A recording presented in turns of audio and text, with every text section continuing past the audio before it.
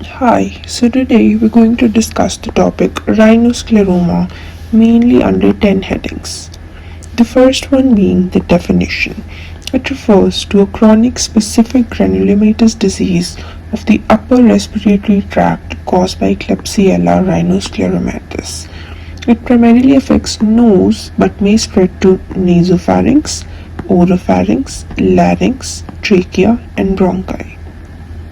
It is mainly characterized by progressive granuloma formation, fibrosis, scarring, and stenosis of the airway.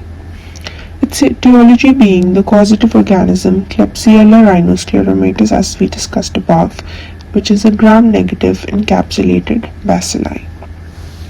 Now, what are the predisposing factors?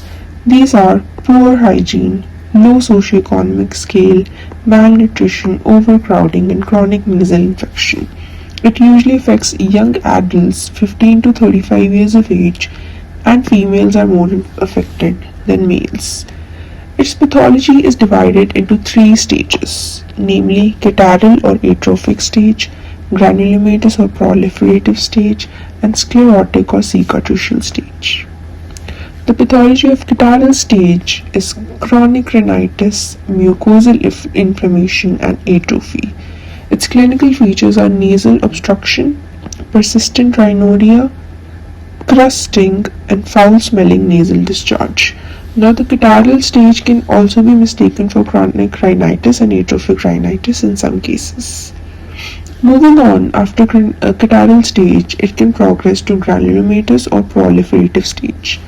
In this stage, granulation tissue develops within the nasal cavity. Nodular mass, granuloma formation, and tribal tissue can be seen. Its clinical features are progressive nasal obstruction, epistaxis, anosmia, and nasal deformity. Granulomatous stage can be most commonly seen in nasal septum, inferior turbinate, and vestibule of nose. Moving on to the sclerotic or cicatricial stage. In this stage, extensive fibrosis occurs, scar formation, and contractures can be seen. The clinical features being severe nasal obstruction, nasal stenosis, airway narrowing, and cosmetic deformity. It can cause tracheal stenosis, nasopharyngeal stenosis, and laryngeal stenosis.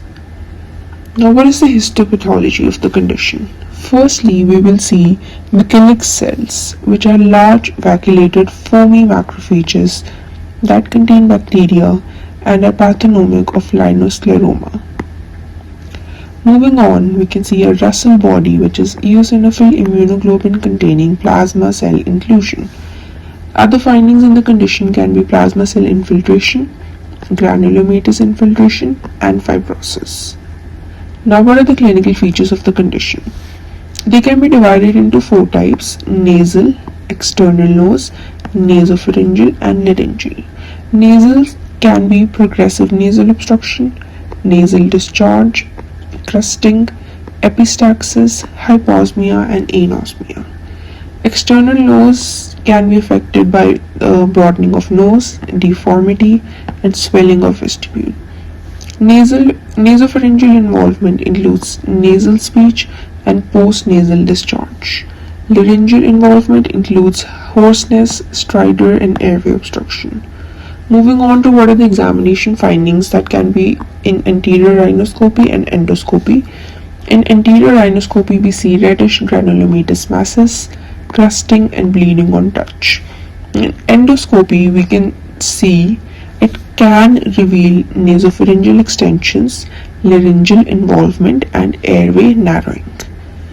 Now, on investigation, when we do biopsy, which is also the gold standard, we can see Michelix cells, Russell body, and granulomatous tissues.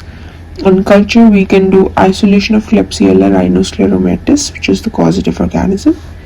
Then we can do culture medium, which is blood agar and conch agar.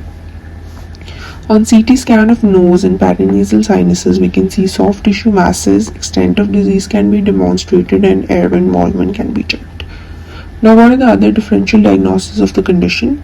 It can be differentially diagnosed as TB, leprosy, regional granulomatosis, sarcoidosis, rhinosporiodosis, nasal malignancy, and syphilis.